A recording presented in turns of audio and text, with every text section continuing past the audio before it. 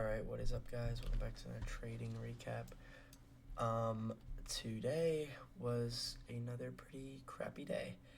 Let's get into it. Price action's just been pretty bad lately. So yesterday we came in and filled this daily imbalance here, right? So that was our kind of our retracement down, and we had started the day up a little bit. So I really was hoping to see really hoping to see a little, because we had come down into the retracement. We had seen a little bit of this. So I was hoping to see, a liquidity sweep lower time frame and then push on up, okay? The market's not always going to give us what we want. And it was very similar on ES, right? Scale into the 5 minute, right? So during Asia, we kind of just chopped. We saw London session, we went up. So I was really hoping to see a continuation of this. And right on open on NASDAQ, or right before open, we see a break of structure to the downside. This is not even before market, so we're not even looking for an entry. And once we broke structure to the downside, I'm like, listen, lately, like this, right, we kind of came up, and we had SMT divergence here, I believe. Yeah, right, we saw boom, lower high.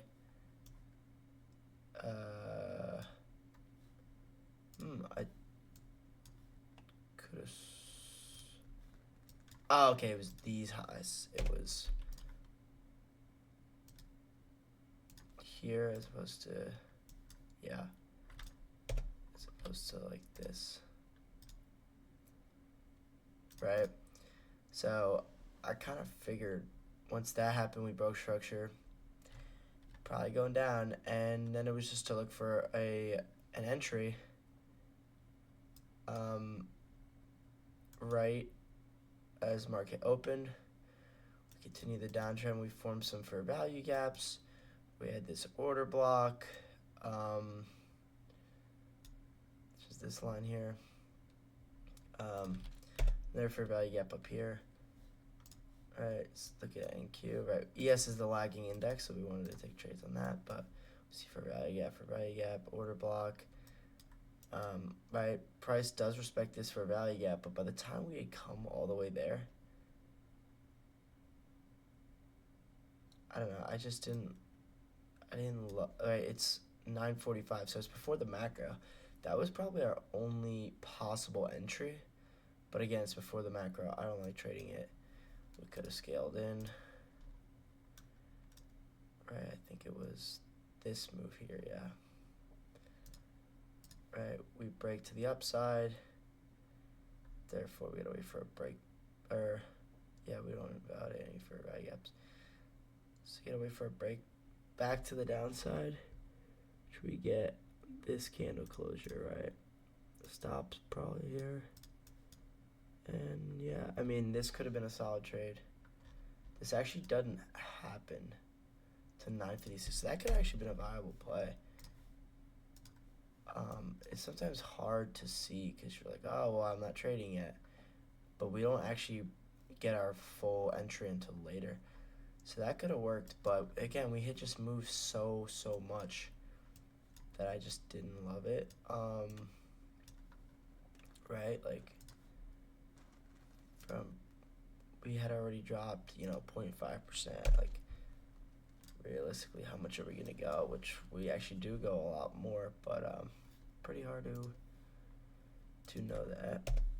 And this whole time I was just like, all right, let's just look for a break of structure back to the upside. But that could have been a viable play. ES, we kind of the same thing, comes on that. Let's see if we break earlier on ES. Coming out for a value gap, look for 1 minute pressure out. ES would have been right as the macro hit, so that actually would have been viable. I didn't see this. Switching TJR stream, didn't see really anything. But this could have been a very viable play. Right, and just target yesterday's lows. course, TP would be there. 1 to 1, 1 to 5, 1 to 1.5, 1 to 1.7. Anyways, guys, this is going to be a rather short one. Solana's been going up a little bit. We just got a crazy wick on the 1 minute, and Hyperliquid's been slowly grinding up. We actually didn't get an entry on this. I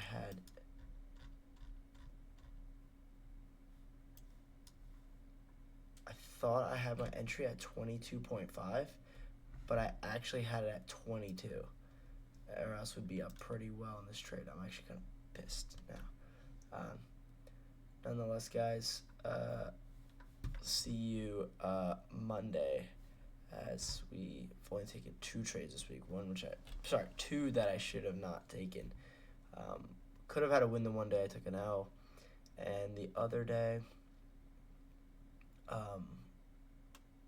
was just stupidity. I think I shouldn't have traded. Nonetheless, catch you guys in the next one. Peace.